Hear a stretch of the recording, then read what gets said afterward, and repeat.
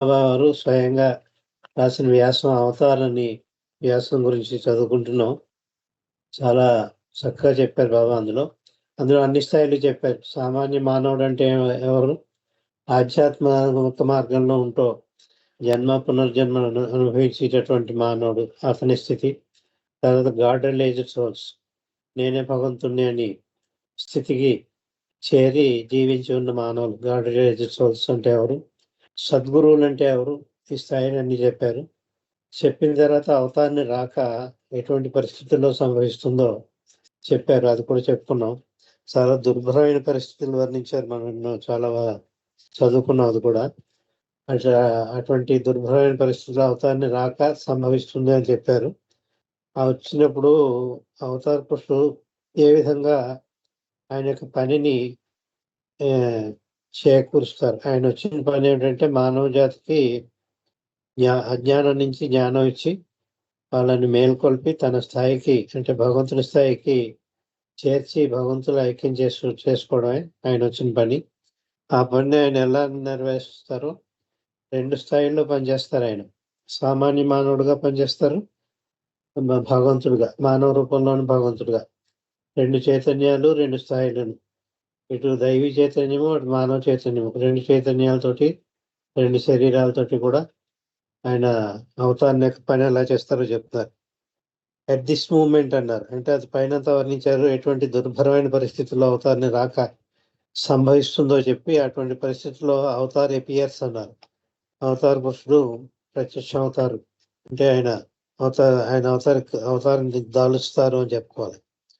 ఇక్కడ కూడా మానవుడిగా మానవ రూపంలోని భగవంతుడు కాబట్టి ఆయన పుట్టిన తర్వాత కొన్నాళ్ళు సామాన్య మానవుడుగా జీవితం గడిపిన తర్వాతే అవతారకుడు అవుతారు. 5 సద్గురువులు చేస్తారు ఆయన అవతార పురుషుడి కింద.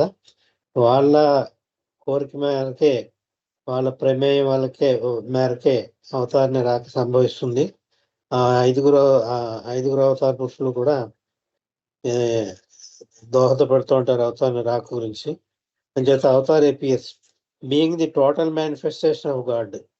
అంటే భగవంతుడు సంపూర్ణంగా వ్యక్తీకరింపబడతాడు. అంటే అన్ని రూపాల్లోనూ పిపీలికాది బ్రహ్మ పర్యత అంటూ ఉంటాం. అంటే జీవరాశుల పరిణామ క్రమంలోని చిన్న జీవరాశి మొదలుకొని ఆఖరికి మహర్షి కింద 6వ చైతన్యం భూమిలో ఉన్న ఉన్నత స్థితి చెందిన మానవుడు, తర్వాత గాడ్ రిలేటెడ్ సోల్, తర్వాత సద్గురు, అలా అన్ని తానే అయ్యి అన్ని చైతన్యాల్లోనూ కూడా తానే నిండి ఉండి ఆయన పని మొదలవుతుంది. అంచేతే ఈ టోటల్ మేనిఫెస్టేషన్ అన్నారు. ఈ టోటల్ అనే వర్డ్ అవతారికే వర్తిస్తుంది. సద్గురుకి ఎందుకు వర్తించదంటే అక్కడ డ్యూటీస్లో తేడా ఉంటుంది, హక్కుల్లో కూడా. సద్గురుకి పరిమితమైన హక్కులే ఉంటాయి. అవతార పురుషుడు మాత్రం అపరిమితమైన హక్కులు ఉంటాయి. ఎవరినైనా ఏ స్థాయినైనా ఉన్నవాడికైనా మోక్షం ఇవ్వగలిగే శక్తి అవతారుడికి ఉంటుంది. అందుచేత టోటల్ మేనిఫెస్టేషన్ ఆఫ్ గాడ్ అన్నారు. Being the total manifestation of God in human form, మానవ రూపం ధరించిన పరిపూర్ణ అవతార పురుషుడు కాబట్టి హీజ్ లైక్ ఏ గాజ్. అతను ఒక మెజర్మెంట్ కింద, ఒక కొలమానం కింద నిలబడతాడు. దేనికంటే he's like a gauge against which man can measure. మానవుడు తన యొక్క స్థాయిని తను బేరీ చేసుకుంటూ పోల్చుకోవడానికి ఒక కొలమానం కింద నిలబడతాడు అనమాట. అంచేత he's like a gauge against which man can measure what he is. మానవుడు తను ఏ స్థాయిలో ఉన్నాడో, ఇక్కడ భగవంతుడైన మానవ రూపం ధరించిన అవతార పురుషుడు దైవీ మానవుడు ఏ స్థాయిలో ఉన్నాడో అది ఒక కొలమానం కింద ఆయన నిలబడతారు. అది వేరీ చేసుకుని మానవుడు తన యొక్క స్థాయి, అవతార యొక్క స్థాయిని కూడా తెలుసుకునే శక్తిని ఆయన ఇస్తారు. అంచేత gauge against which man can measure that he's what he's. తాను ఏ స్థితిలో ఉన్నాడు మానవుడు, and what he may become. తను ఇప్పుడు ఏ పరిస్థితిలో ఉన్నాడు? సామాన్య మానవుడుగా ఉన్నాడు. అతను ఏ పరిస్థితికి చేరుకోగలడు? భగవంతుని స్థితికి చేరుకోగలడు. చేత అతని అంతిమ గమ్యం, మానవుడి యొక్క అంతిమ గమ్యం ఏమిటో, ఇప్పుడు తాను ఏ పరిస్థితిలో ఉన్నాడో కానీ అంతిమ గమ్యం చేరుకోవాల్సిన స్థానం భగవంతుని స్థానం, భగవంతుడు అయిపోవడం, to become one with God అన్న విషయం తెలుసుకుంటాడు. తను ఇప్పుడున్న స్థాయి, అవతారం యొక్క స్థాయి, తాను ఏ స్థాయికి రీచ్ అవుతాడో, ఏ స్థాయికి చేరుకోగలడో, అది మూడు కూడా ఆ సామాన్య మానవుడికి ద్యోతకం అవుతాయి. అవతారాన్ని రాక వల్లే తెలుస్తుంది. లేకపోతే మనం జీవితం యొక్క పరమావధి మనకి తెలిసేది కాదు ఇంతవరకు కూడా. అవతారానికి రాకతోటి ఏదో పుట్టడం, పెరగడం, వివాహం చేసుకోవడం, పిల్లల్ని కనడం, మళ్ళీ ముసలాడడం, చచ్చిపోవడం, మళ్ళీ పుట్టడం, మళ్ళీ పెరగడం, అంతవరకే మనకు తెలుసు. కష్టాలు సుఖాలు అనిపిస్తూ ఉండడం ఇంతవరకే తెలుసు మానవుడు. ఇవన్నీ ఎందుకు చేస్తున్నాడు, ఇవన్నీ ఎందుకు అనిపిస్తున్నాడు, ఆఖరికి ఈ జన్మ పునర్జన్మ ప్రక్రియ నుంచి ఎప్పుడు చేరుకోగలడు, ఇవి లేకుండా ఎప్పుడు చేరుకోగలడు, ఇవన్నీ కూడా అవగాహన అవుతాయి అవతారాన్ని రాక వల్ల. ఆయన రాక వల్లే మన జీవితం యొక్క పర్పస్ ఏమిటి, పర్పస్ ఆఫ్ లైఫ్ అదేమిటో, మన జీవితం యొక్క పరమార్థం ఏమిటో మనకి తెలుస్తుంది. ఇంతవరకు కూడా జీవిత పరమార్థం లేకుండా సామాన్య మానవుడికి సృష్టిలో ఉంటూ సృష్టి నిజం అనుకుని దీన్ని అంటిపెట్టుకుని దీంతో తాదాత్మ్యంతో దీంట్లో సుఖాన్ని కష్టాన్ని రెండింటినీ కూడా ద్వంద్వాలన్నీ అనిపిస్తూ ఉంటాడు. కానీ అవతారాన్ని రాక వల్ల తనకు ధ్యేయం ఏమిటో తెలుస్తుంది. తన స్థాయి, అవతారానికి స్థాయి, తను చేరుకోవాల్సిన స్థాయి, గోల్ అండ్ గమ్యం, ఈ మూడు తెలుసుకుంటాడు అని చెప్తున్నారు. అండ్ దానికి కొలమానం కింద అవతార పురుషుడు నిలబడతాడు. హీ అంటే ఇక్కడ అవతార పురుషుడు, he ట్రూస్ the standard of humanity. Standard of humanity, మానవుడు అనేక రకాల స్థాయిలో మానవులు ఉన్నారు. అంతా ఒకే స్థాయిలో లేరు. ఆధ్యాత్మికంగా తక్కువ స్థాయిలోను, హెచ్చు స్థాయిలోను, బాగా హెచ్చు స్థాయిలోను మునీశ్వరులు, ఋషీశ్వరులు, మహర్షులు అంటే ఇంక భగవంతుడు బాగా దగ్గర అయిపోయారు. ఆ స్థాయిలోను అనేక స్థాయిలో గల మానవుడు, ప్రతి మానవుడు కూడా తాను ఏ స్థాయిలో ఉన్నాడో అది దానికి తెలియచేసి ఒక కొలమానం కింద అవతార పురుషుడు నిలబెడతాడు. దాన్ని ఆ విధంగా కూడా అతను సరిచేస్తాడు కూడా. ఈ ట్రూస్ ది మ్యాన్కైండ్ అంటే అతన్ని సరి అయిన అవగాహన కలిగేటట్టు చేస్తాడు అని అర్థం. ట్రూస్ అంటే TRUES అంటే ట్రూస్ అంటే సరి చేస్తాడు అనమాట. అతని యొక్క స్థితిని సరిచేస్తాడు. తను గమ్యం ఇది కాదు, పుట్టి చనిపోవడం కాదు, దానికి అంతిమ గమ్యం ఉంది. భగవంతుని ఆరాధించవలసిన అవసరం ఉంది, ఆయన ప్రేమించవలసిన అవసరం, సేవించవలసిన అవసరం ఉంది, ఆఖరి భగవంతుడే అయిపోవలసిన అవసరం ఉంది అని అతన్ని చైతన్యంలో మార్పు తీసుకొచ్చి అతను ఒక కొలమానం కింద నిలబడుతూ అతన్ని మెండ్ చేస్తాడు. మెండ్ అంటే హెచ్చు తగ్గులుగా ఉన్న దాన్ని లెవెల్ చేయడం అన్నమాట. రోడ్డు బాగోలేదు అనుకోండి, గుంతలుగా ఉంది, దాన్ని సాఫీగా చక్కటి రోడ్డు వేస్తే చక్కగా ఉంటుంది రోడ్డు అని చేత దాన్ని సరి చేస్తాడు అని చెప్పుకోవాలన్నమాట అవతారం. తను హెచ్చు తగ్గుల్లో ఉన్న అవగాహన లేని వాడికి, అంధకారంలో కొట్టుమిట్లవుతూ ఉన్న మానవుడికి, అంధకారంలో ఉన్నవాడికి ఒక వెలుగును చూపెడతాడు అనమాట. ఈ ట్రూస్ అనే పదానికి అంత అర్థం ఉందండి ఇక్కడ. Avatar ట్రూస్ the standard of humanity, మానవ స్థాయి యొక్క వాళ్ళ యొక్క ఏ స్థాయిలో ఉన్నారో వాళ్ళకి తెలియజేస్తుంటాడు. బై ఏ విధంగా interpreting them in terms of divinely human life. Divinely human life అంటే దైవంగా, మానవుడు దైవంగా ఎలా జీవించగలడో దాని గురించి వాళ్ళకి చెప్తాడు. ఆ విధంగా నువ్వు కూడా ఆ స్థాయికి ఎలా చేరగలవో చెప్తాడు. అదే అతను తెలియచేసేది ఏంటంటే in terms of divinely human life. ఇక్కడ హ్యూమన్ లైఫే కానీ దివ్యత్వంతో కూడిన మానవ జీవితం. దైవత్వంతో కూడిన మానవ జీవితం అంటే సద్గురువు అన్నమాట. దైవత్వం అనుభవిస్తూ ఉన్న మానవుడు, అది డివైన్లీ హ్యూమన్ లైఫ్ అని దానికి అర్థం అదనమాట.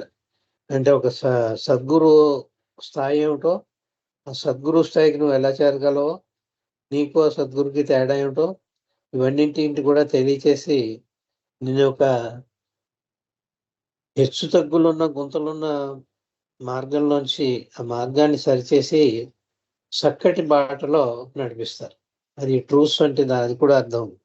ఆ బాటని నీకు సరళీకృతం చేసి ఆధ్యాత్మిక మార్గాన్ని సరళీకృతం చేస్తాడు, సులువు చేస్తాడు. నీకు తప్పకుండా దాన్ని వెలుగు చూపెడతాడు. ఒక అవగాహన అంటూ ఏర్పడుతుంది. నిజమైన భగవంతుడు మాత్రమే కావాలని ఒక ధ్యాసతో ఉన్న వాళ్ళకి. Who lives for God and dies for God అంటుంటారు.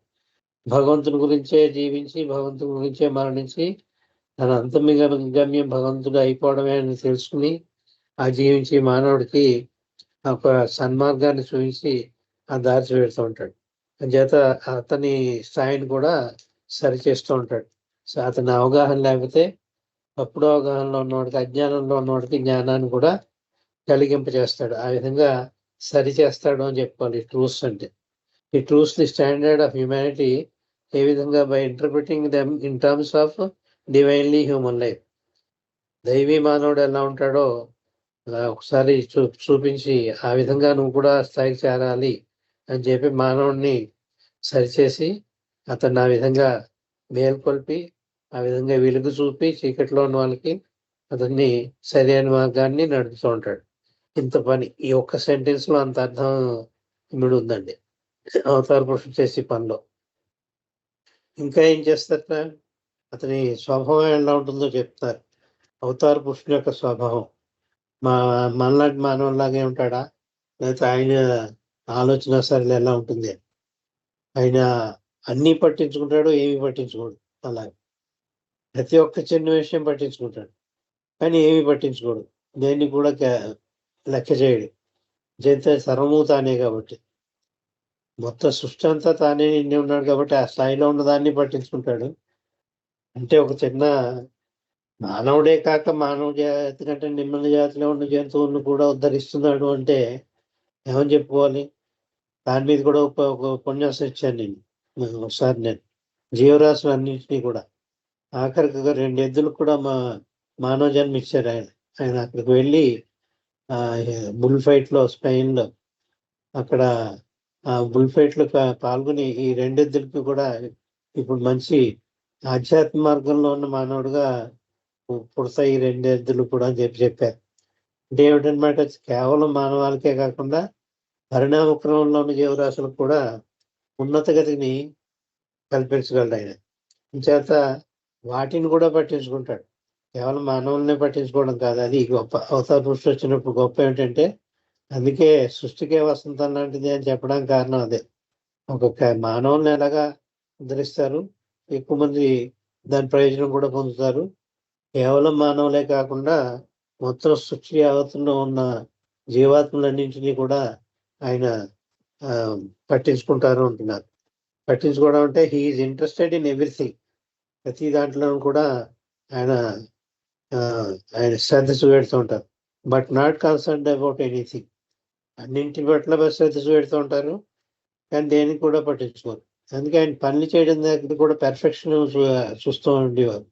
నువ్వు సిన్సియారిటీ ఉండాలి, నువ్వు చేసే పనిలోనూ ఏదో చేసేసామని కాదు అని చెప్పి, నీకు ఏదైనా పని చెప్తే ఎంతో obedient-గా ఉండాలో గుణపాఠాలతో సహా భావోకల్చర్ గారికి చెప్పారు బాబా. అక్కడేదో నిశ్శబ్దంగా ఉండు అంటే బయట నుంచి ఏదో డప్పు మేళం, పెద్ద బ్యాండ్ మేళం పెడుతుంది. అదేమి ఆ ధ్వని ఏమి నాకు వినిపించదు. నిన్ను కదా మౌనంగా ఉండమన్నాను, నువ్వు మౌనంగా ఉండకుండా అదే చెంగేదో కొంచెం కదుపుకున్నాడు పాప. బట్ట ఏదో గోక్కుందుకో ఎందుకో బట్ట తొలగించి గోక్కున్నాడు, ఏదో చేస్తాడు.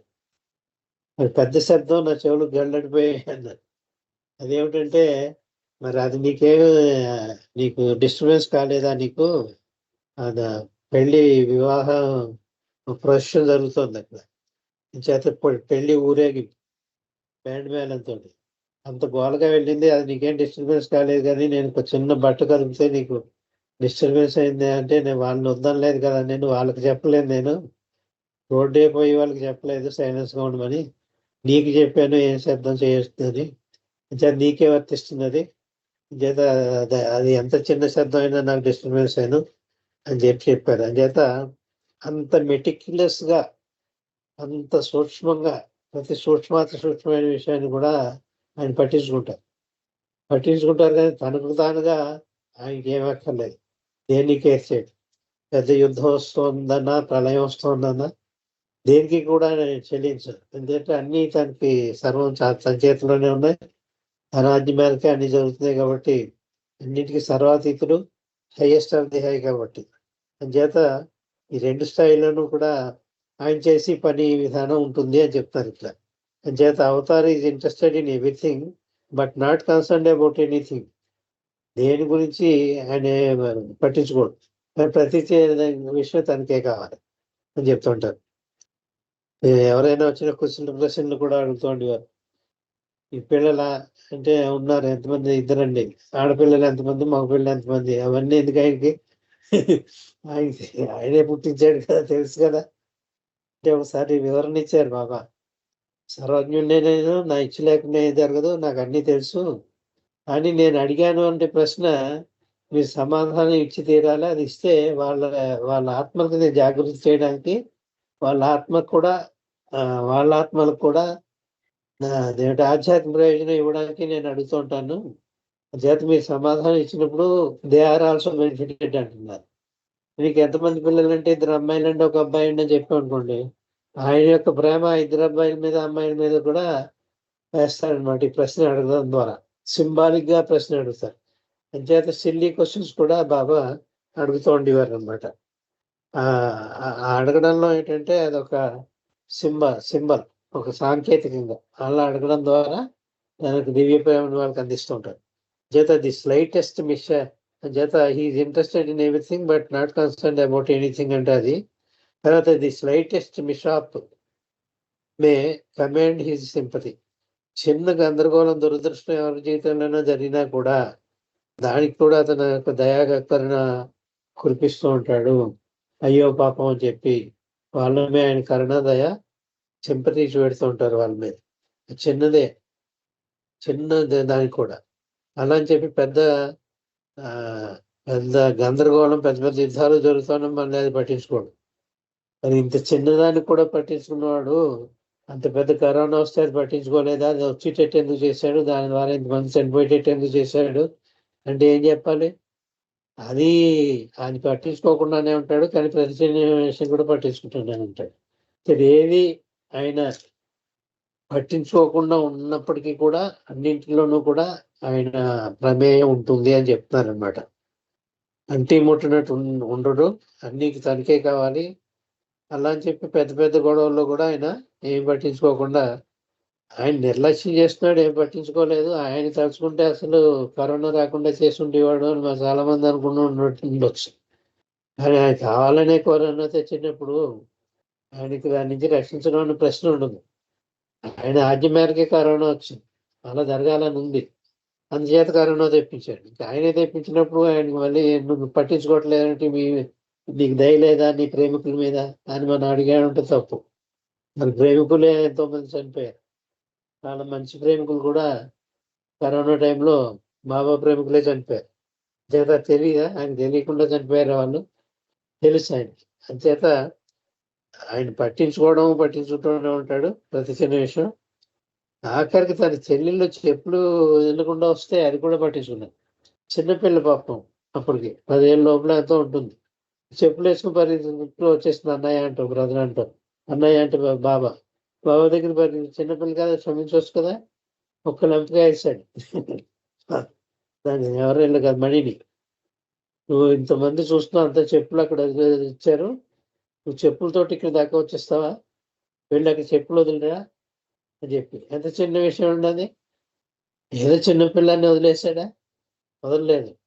ఆ అమ్మాయికి తెలియజేయాలి, అక్కడ డిసిప్లిన్ ఎవడో తెలియజేయాలి. ఆ డిసిప్లిన్ కూడా తెలియజేయవలసిన బాధ్యత తానే తీసుకున్నాడు. ఎందుకంటే సొంత చెల్లెలు, ఆ ప్రవర్తన అలా ఉండకూడదు. చేత దెబ్బ కొట్టాడు కూడా. దెబ్బ కొట్టిన వాళ్ళు కూడా ఆవిడ ఆధ్యాత్మికంగా పెరుగుతుంది. ఎందుకనే సద్గురు కానీ అవతార పురుషుడు కానీ దెబ్బ కొట్టాడంటే ఇంకా ప్రయోజనం మనకి. అందరూ కొట్టమంటే. చేత అప్పుడు ఏడ్చుకుంటూ వెళ్ళి చెప్పులు వదిలేసి వచ్చింది మణి. ఇది ఒక ఇన్సిడెంట్. ఎందుకంటే అవి కూడా జతపరిచి ఉపన్యాసం ఇస్తూ ఉంటుంది, మనకు తెలుస్తుంది బాగా.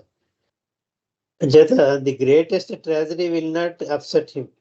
పెద్ద ట్రాజడీ, మహా గందరగోళం అనమాట, మహాప్రళయం అనుకోవచ్చు. ఆ మహాప్రళయం కూడా నేను కదిలించలేదు. పెద్ద ప్రళయం వచ్చినా కూడా ఆయన అప్సెట్ అవడు. ఎందుకంటే ఆ ప్రళయమే తాను, ఆ ప్రళయం సృష్టించే తాను, కర్త కర్మ క్రియ ఆయనే. ఆ ప్రళయానికి కారకం.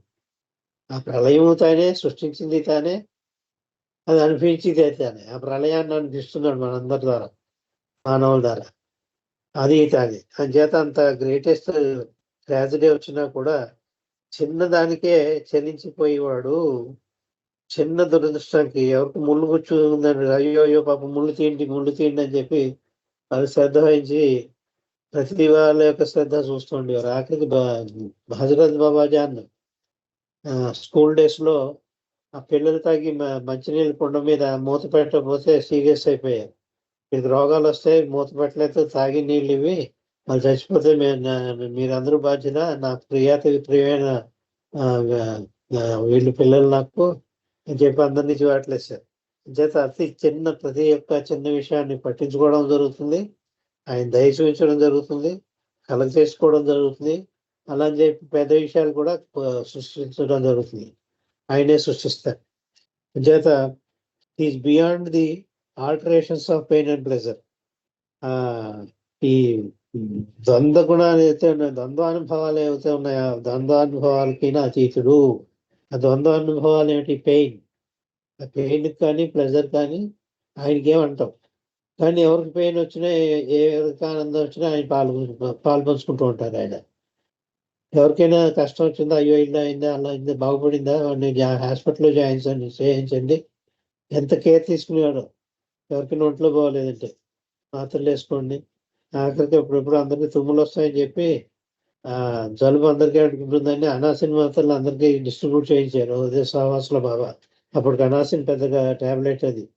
అనాసిన్ అందరికీ పంచిపెట్టండి అని వచ్చిన సహవాసి వాళ్ళందరి ప్రేమికులకి కూడా. అంచేత ఇంత మెటిక్యులస్ గా చిన్న చిన్నవి పట్టించుకుంటారు. పెద్ద పెద్దవి ఆయనకి తెలుసు కాబట్టి అవి అలా కానిస్తాడు, అలా కాని అని. అయితే he's beyond the alterations of pain and pleasure. కష్ట సుఖాల నుంచి అతీతుడు ఆయన. కష్ట సుఖాలు ఆయనే కల్పిస్తాడు, దానికి అతీతుడు అవేమి పట్టం ఆయనకి. ఆయనకి ఏమంటాం మనకంటే వాటికి మాత్రం మనకు ఉపశమనం కల్పిస్తూ ఉంటారు. ఇంకోటి ఏమిటి? Desire and satisfaction. డిజైర్ అంటే గ్రీడీనెస్ అన్నమాట, ఇంకా కావాలని కోరికలు. ఆ కోరికల నుంచి సాటిస్ఫాక్షన్ అంటే నాకేమక్కర్లేదని తృప్తిపడ్డాం, మాకు ఉన్నంత చాలు అని. అంచేత నవజీవనంలో సాటిస్ఫాక్షన్. నవజీవనంలో వాళ్ళకి ఏమక్కర్లేదు, ఉన్నదాంతో తృప్తి చెందారు. వాళ్ళు ఎక్కడ ఇది కావాలి అది కావాలి, కోరిక అనేదే దూరం ఉంది వాళ్ళకి. ఏముంటే అదే తినేవారు, ఏమి తినకపోతే మంచినీళ్ళు తాగిపోతున్నారు. అంచేత సాటిస్ఫాక్షన్. ఆ సాటిస్ఫాక్షన్ లోనూ తానే ఉన్నాడు.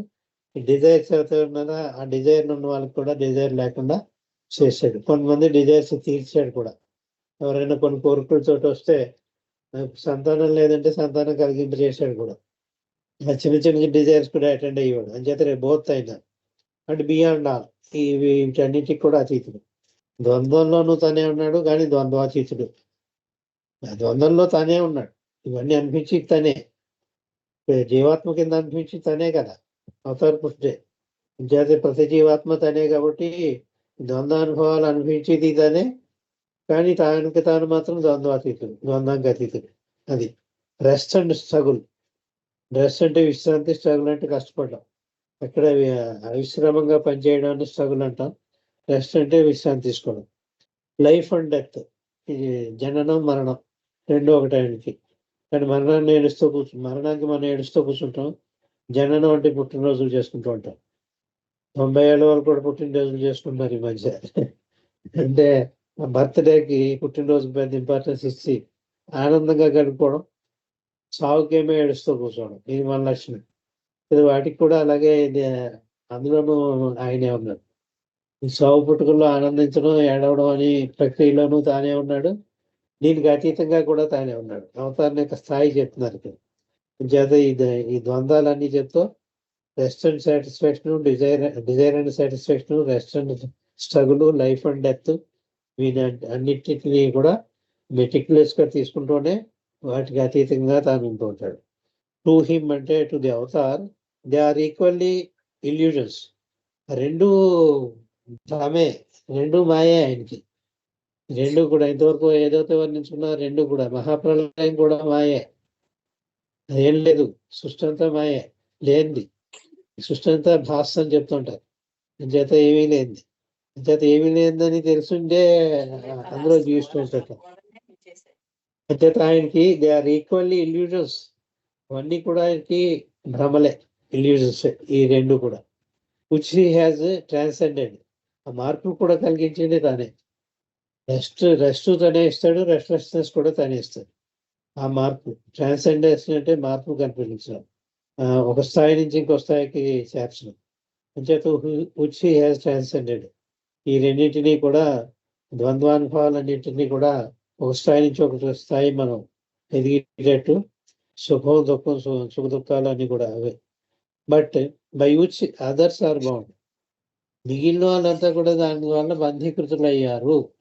అంటే జనావళి, మానవాళ్ళంతా కూడా దానివల్ల సంస్కారాలు పడతాయి కాబట్టి వాళ్ళకి ఆ సంస్కారాల వల్ల బంధీకృతులు అయ్యారు. బై అదర్స్ అంటే మొత్తం అవతారుడు కాక మిగిలిన వాళ్ళంతా. అంటే ఆ సద్గురు కూడా ఎక్సెప్షన్ అనుకోండి. సద్గురువును అవతార పురుషుడు గాడ్ రిలీజియస్ సోర్స్ కాక, గాడ్ రిలీజియస్ సోర్స్ కూడా అబవ్ వాళ్ళు. గాడ్ రిలీజియస్ సోర్స్ కానీ సద్గురు కానీ అవతార పురుషుడు, వాళ్ళు కాని మానవులంతా కూడా వీటి వల్ల బంధీకృతులు, ఈ ద్వంద్వానుభవాల వల్ల. But by which others are bound. ఇతరులు మాత్రం దానికి బంధీకృతులు అయిపోయారు, ఆ బంధనాల్లో వాళ్ళు చిక్కుకొని ఉన్నారు. కానీ తను మాత్రం ఆ బంధనాల్లో ఉన్నా, అవి అనిపిస్తున్నా దానికి అతీతంగా. హలో హలో నాగమణి గారు కొంచెం అన్మ్యూట్ చేసుకోండి నాగమణి గారు. అయిపోయింది sir, carry on. But by which others are bound and from which he has come to free them. ఆ స్థితి నుంచే, ఏదైతే ఉన్నత స్థితి ఇంతవరకు అన్ని చెప్తున్నాను, దేనికి బదులు కాదు, అన్ని పట్టించుకుంటాను అనేక రకాలుగా అవి చెప్తున్నాను. ఆ స్థితి నుంచే తను వచ్చాడు.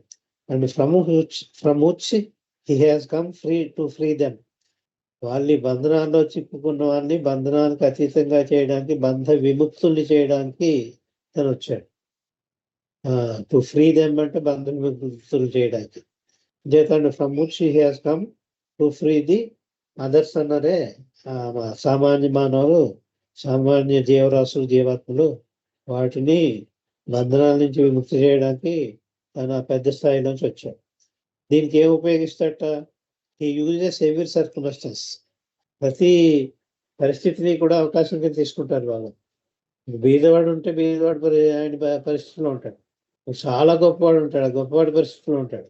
అన్నింటినీ ఉపయోగించుకుంటాడు. ఇటు బీదవాడిని ఉపయోగించుకుంటాడు, గొప్పవాడిని ఉపయోగించుకుంటాడు. బీద గొప్పగా సామాన్య స్థాయిలో ఉన్నవాడిని ఉపయోగించుకుంటాడు. అన్ని స్థాయిల్లో ఉన్న వాళ్ళతోటి తను కాంటాక్ట్ చేస్తారు. వాళ్ళతోటి వాళ్ళ స్థాయిని మారుస్తూ ఉంటాడు, వాళ్ళలో అవగాహన పెంచుతూ ఉంటాడు, వాళ్ళ చైతన్య స్థాయిని కూడా పెంచుతూ ఉంటాడు. చేత అవతార్ యూజెస్ ఎవ్రీ సర్కమ్స్టాన్స్. ప్రతి అవకాశం చేపట్టుకుంటారు. అందుకే అన్ని దేశాలు వెళ్ళగలిగారు. వాళ్ళ కాలమాన పరిస్థితులు వేరు, అన్ని వేరు. ఇండియా వేరు, అక్కడ ఫారిన్ కంట్రీస్ వేరు. కానీ అక్కడ కూడా మమేకమై వాళ్ళతో కూడా ఎంతో మందికి అవేకనింగ్ కల్పించారు. ఎంతోమంది ఫారినర్స్ ఉన్నారు బాబాలోస్, వాళ్ళందరికీ కూడా అవేకనింగ్ కల్పించి తనే కదా జాగృతి కల్పించింది. తాను అవతార పురుషుడు అని చెప్పి నమ్మించింది కూడా తనే.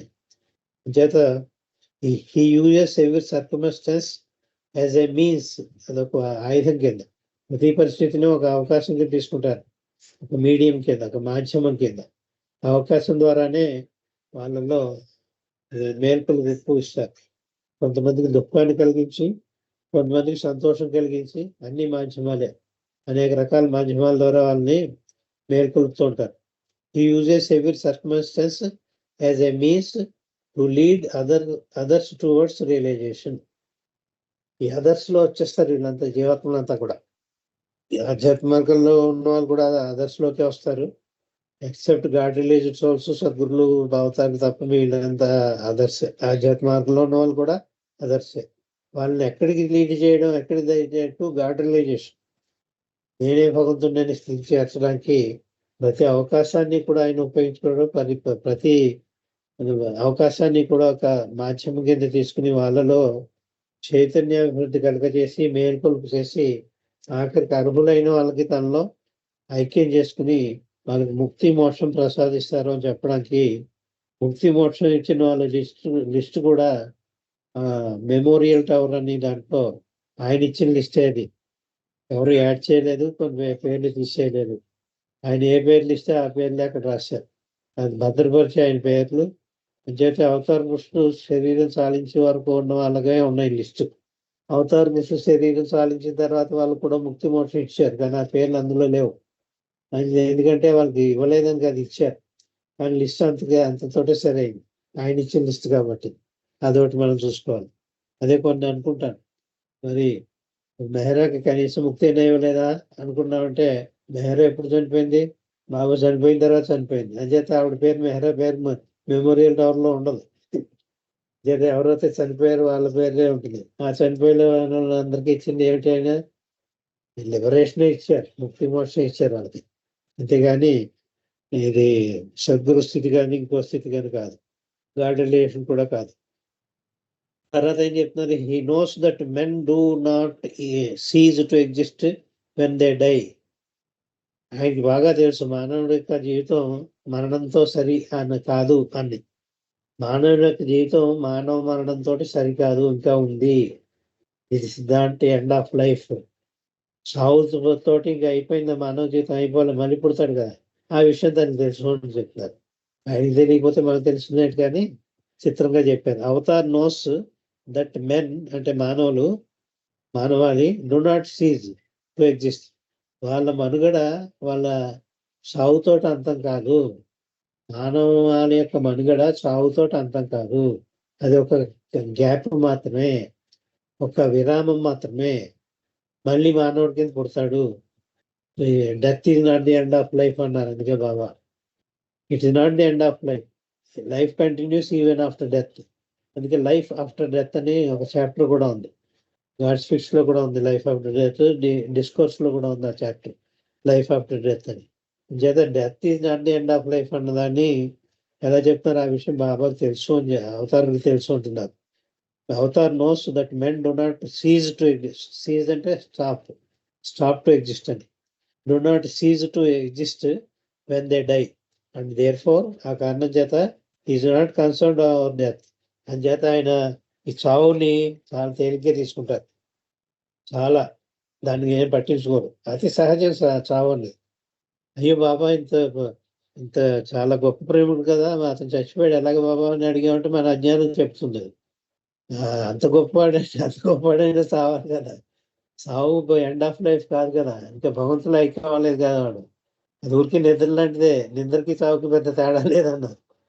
వచ్చి నిద్ర అవుతే అదే శరీరంతో లేస్తావు నువ్వు, సావు అవుతే ఇంకో శరీరంతో లేస్తావు, అంతే తేడా అన్నారు బాబా. The difference between sleep and death చెప్తూ, in death the soul wakes up with another body. In sleep state the soul wakes up with the same body. That is the only difference అన్నారు. ఒక్క difference తప్ప సావునంత దాని పెద్ద పట్టించుకోలేదు బాబా. And there far is not concerned our death. ఈ చావు మానవ యొక్క ఉనికికి అంతం కాదు, మానవాళి యొక్క ఉనికికి అతని యొక్క మానవాళి యొక్క మరణం అంతం కాదు అన్న విషయం తనకు తెలుసు. He knows that destruction must precede construction. అంచేత డిస్ట్రక్షన్ అంతా జరుగుతోంది, నాశనం జరుగుతోంది. ఇక్కడ కన్స్ట్రక్షన్ కావాలంటే ఇక్కడ డిస్ట్రక్షన్ జరగాలి, వినాశనం జరిగితీరా. కొంత వినాశనం అయితే తప్పి శుక్లు పట్టరు కూడా. ఎందుకంటే అంతా డిస్ట్రక్షన్ అంటూ లేకపోతే అసలు ప్లేస్ ఎక్కడ ఉంటుంది సృష్టికి. చేత వినాశనం తప్పదు. అంచేత డిస్ట్రక్షన్ మస్ట్ ప్రిసీడ్ కన్స్ట్రక్షన్ అంటున్నారు. చేత సృజనాత్మకంగా కావాలంటే వినాశనం కూడా కావాలి, వినాశనంతో సృజనాత్మకత కూడా వస్తుంది. చేత ఎక్కువ మంది చచ్చిపోతే వాళ్ళల్లో తొందరగా మళ్ళీ వాళ్ళ స్పీడప్ అవుతుంది జనన మరణాల ప్రక్రియ. ఎక్కువ మంది చచ్చిపోయారు అనుకోండి, లక్షలాది కోట్లాది మందికి, వాళ్ళు క్వికెన్ అయింది లైఫ్. ఎందుకంటే వాళ్ళంతా వాళ్ళు చచ్చిపోలేదు, భగవంతుని ఇచ్చే మేరకు చచ్చిపోయారు. అలా ప్రళయం ఏదో కల్పించాడు, కొన్ని కోట్ల మంది ఏదో కారణం చచ్చిపోయారు అనుకోండి, ఆ కోట్ల మందికి కూడా తను సహాయమే చేశాడు చెప్పారు అని చెప్పుకోవాలి. ఎందుకంటే అది సహజ మరణం, భగవంతుని యొక్క కృప వల్ల జరిగిన మరణం. ఆ కోట్లాది మంది కూడా, ఆ కోట్లాది మంది చనిపోవడం వల్ల వాళ్ళకి ఇంకో జన్మ తీసుకోవడానికి వెంటనే అవకాశం వచ్చింది. లేకపోతే వాళ్ళు ఇంకో 150 సంవత్సరాలు బతికి ఉండేవాడు ఉన్నాడు అనుకోండి, 55 సంవత్సరాలు చచ్చిన బతకాల్సి వస్తుంది. కానీ ఇప్పుడు ఏం చేశాడు, ప్రమోషన్ ఇచ్చాడు. ఒక నాకు first first class, first standard, second standard, third, 3 లేకుండా ఇంటూ థర్డ్ ఫారంలో ఫస్ట్ ఫారం, సెకండ్ ఫారం చదవలేను నేను. ఆ 2 చదవకుండా 3 దాంట్లో చేర్చుకున్నా. అంత స్టాండర్డ్ మా నాన్నగారు చెప్పారు టీచరు. చేత ఏకంగా 7, 8 తరగతి చదవకుండా 8దో తరగతిలో, 5దో తరగతి తర్వాత 8దో తరగతిలో జాయిన్ అయ్యాను నేను. చేత డబుల్ ప్రమోషన్. అలాగే ఈ చనిపోవడం శాపం కాదు. వాళ్ళకి ఆయన ద్వారా జరిగితే ఆ మరణం మాత్రం వాళ్ళకొక బ్లెస్సింగ్ ఇన్ డిస్‌గైజ్. చేత హి నోస్ దట్ డిస్ట్రక్షన్. అందుకే డిస్ట్రక్షన్ కూడా చేస్తూ ఉంటారు ఆయన. Destruction must precede construction. That out of suffering is born peace. నీకు